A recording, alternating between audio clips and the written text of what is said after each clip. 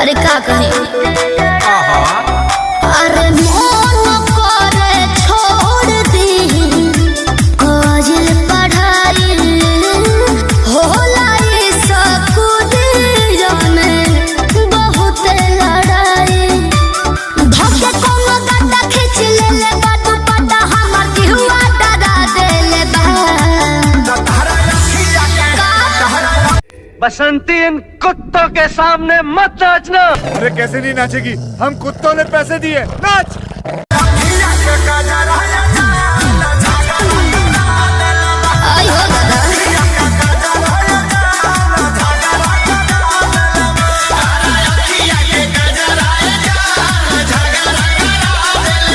कौन है ये लोग,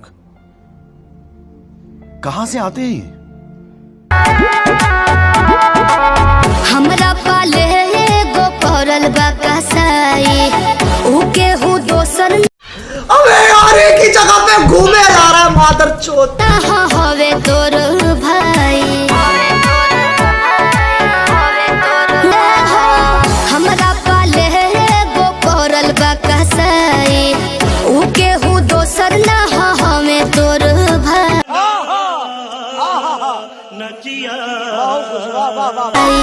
रात से उठा कर दिया रे नदिया रे छाप दे कमर पहर दिया रे नदिया रे छाप दे कमर पहर दिया रे। रुको जरा, सबर करो।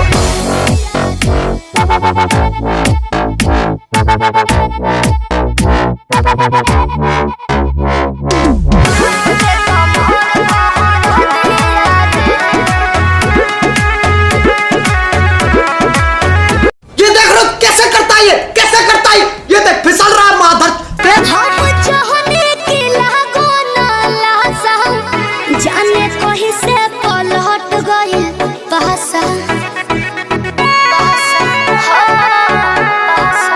कि मीठी मीठी के बात फुसलाइली हले फिर अपन असर वो दिखाई दी हले पार कोई दिहले सब हदिया रे नदिया रे छाप दे कमर पहर दिया रे नदिया रे रुको जरा, सबर करो। छाप दे कमर पहर दिया रे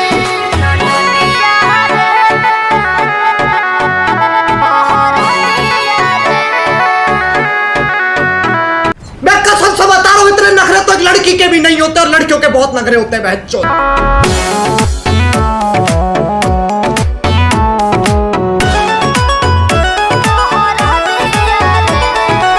गाड़ मराओ सबके सब, लक्ष्य तू भी मरा ले मैं भी मरा लेता हूँ, मैं जा रहा हूँ, बाय।